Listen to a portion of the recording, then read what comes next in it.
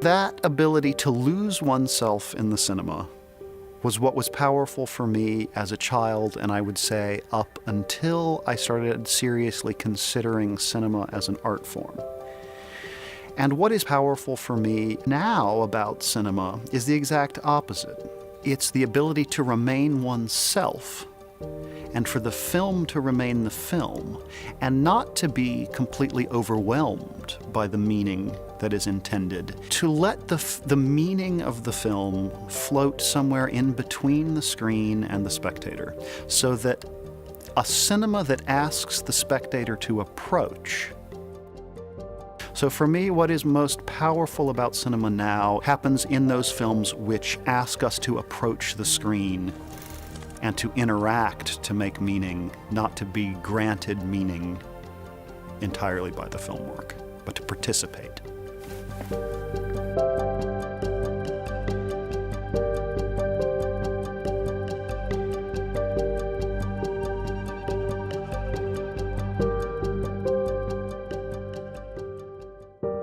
Seeing Shelley Fleming's film Left-Handed Memories and the film Billabong made by Will Hindle.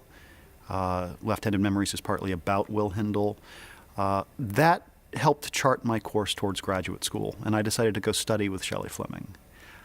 Seeing Frampton's work for the first time, seeing Brackage's work for the first time, all of those things were opening up areas of cinema that I didn't know existed. And to see that there was much, that cinema, the moving image could do many more things than I had thought it could. Chris Marker's Sans Soleil does that for me every time I see it, and I've seen it dozens of times. I'm still surprised by what opens things up. The one that was sort of most life-changing in an almost catastrophic way was I was at the Rotterdam International Film Festival, and it was on the last day, and I've been there 10 days. And you go to Rotterdam, and it's 6-7 programs a day. You just watch movies from 9 a.m. till midnight, one after another, and you're jet-lagged, you're sleep-deprived, you're in another world altogether. And I had loved deeply Wong Kar Wai's film In the Mood for Love. And I was seeing late at night for the first time the semi-sequel to it, 2046. And I was so stunned by that film that I was actually stunned by it. I actually felt like a stunned person coming out of it. And still the next morning, I was still so inside the film and neglected to stop at an intersection and was hit by a streetcar that ended up fracturing vertebrae in my back and scalding my hand with the hot tea that I was carrying. And it was one of those, I was still so inside the film, and also the streetcar was electric, I couldn't hear it coming. But I remember that was such a powerful screening that I was in that for a long time. I would say hearing a live orchestra perform a new score to Murnau's Sunrise at the Brooklyn Academy of Music was also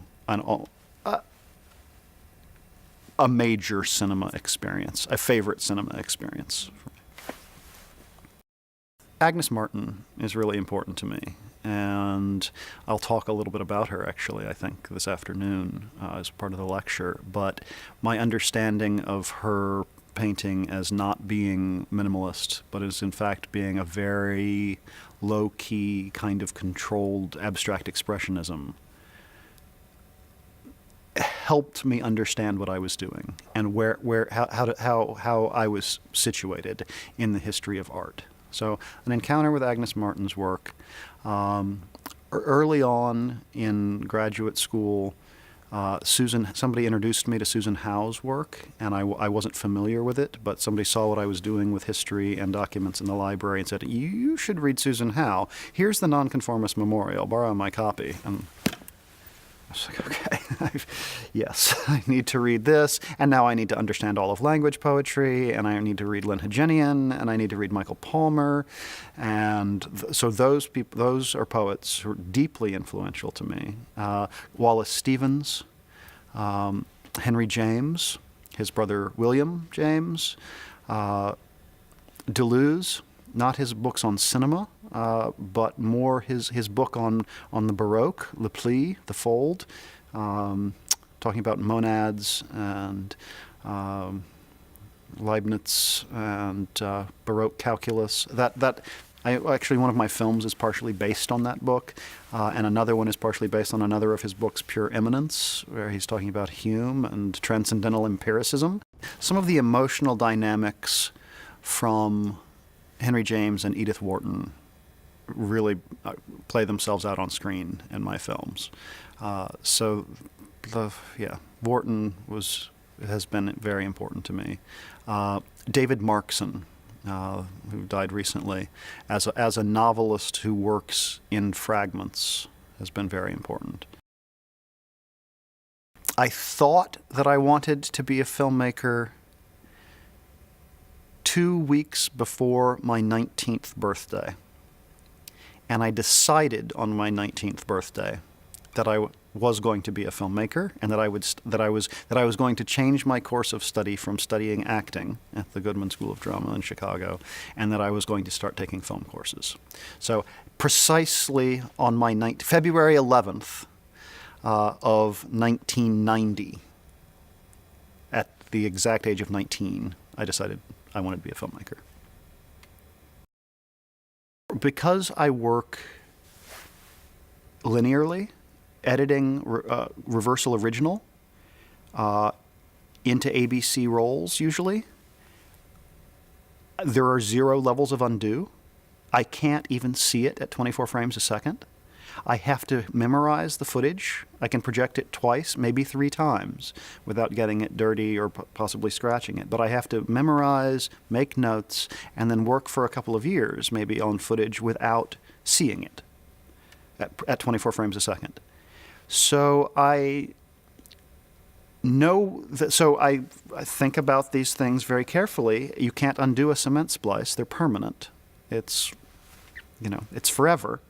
So I work my way through, and when I get to the final shot, I can't go back and change anything. The film is done. I can't. First cut is final cut for me. I can't change that. And then it goes off to the lab.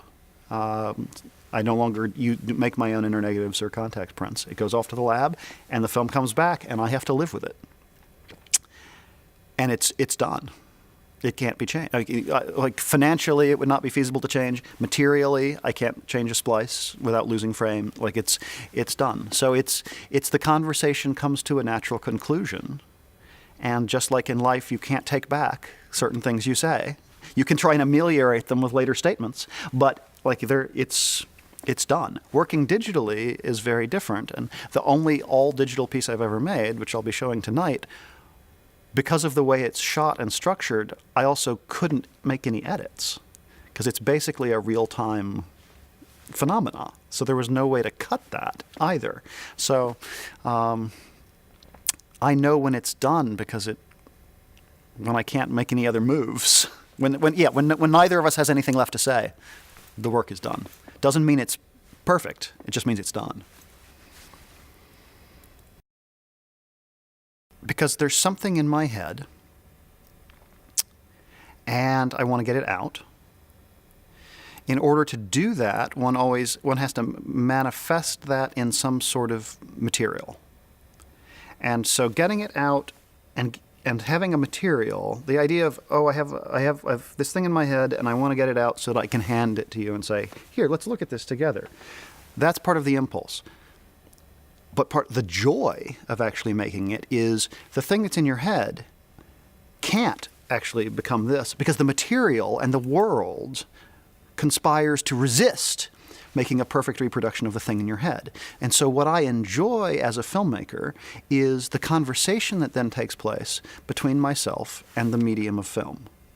So part of the time I'm making the film in order to have a conversation with the material of film. And I want it to do this, but it did that instead. Okay, either I can reshoot that, or I can listen to what it's telling me. And usually if you start to listen, it's so much more interesting, and the conversation builds up. So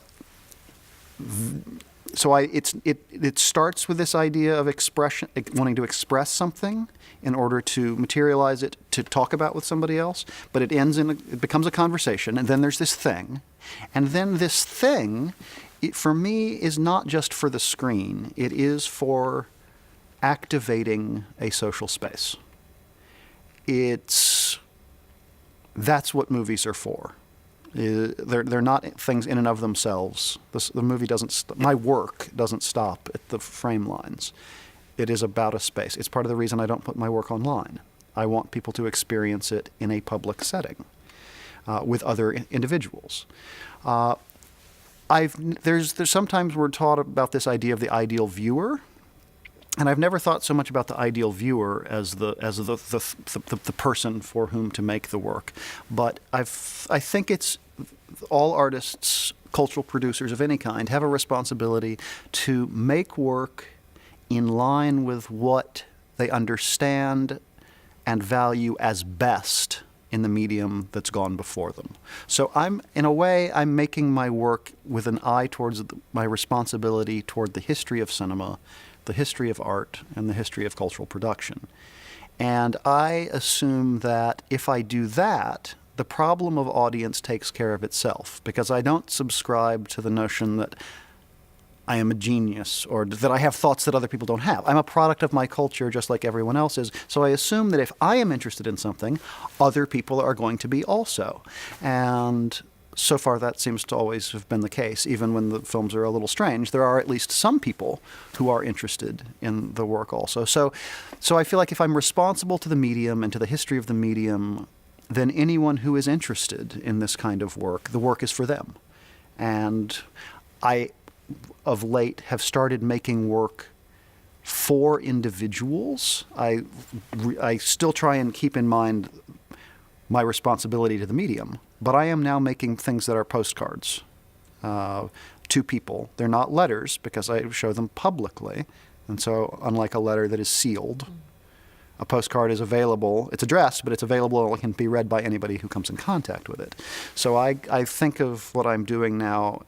Most of the films that I make have dedications on them, because they were spurred into life by needing to say something to someone that I felt like I couldn't say in any other way other than through the moving image. See as many movies as you can, of all kinds. See things that you assume you are uninterested in seeing, because those are the things that you most need to see. It's easy to see the things you want to see, but forcing yourself to see the things that are uninteresting or difficult to see was the most important thing for me. And asking other people what I should see. And not just to see, but to read and to listen to and to look at. I don't think I spoke about music at all, but I don't listen to a lot of music, to be honest. But I think that getting influences that are not just cinematic, that are from poetry and philosophy and from theory and from history, don't just confine yourself to film, but you should see as many films as you can. I had a monk-like existence in college where it was my goal to see 1,000 feature films every year. And that's tough, because that's 2 or 3 a day. And I could usually manage 2 a day. I was on the 6-year college plan. So I could see as much as I could. So I think familiarizing oneself with the history of cinema is really, really important. Without letting that be a burden or a weight or something that makes you feel like everything's been done and you have no room to maneuver. You have to balance those two things out. But I think that even the people who are regarded as people who wanted to make the big break, like the French New Wave was not about the rejection, it was about the rejection of certain kinds of cinema, but about a deep engagement with the history of another kind of cinema. So I think being engaged with the history of the medium, seeing work, and seeing things you think you don't want to see. I believe it is essential to have an active, vibrant, historically informed,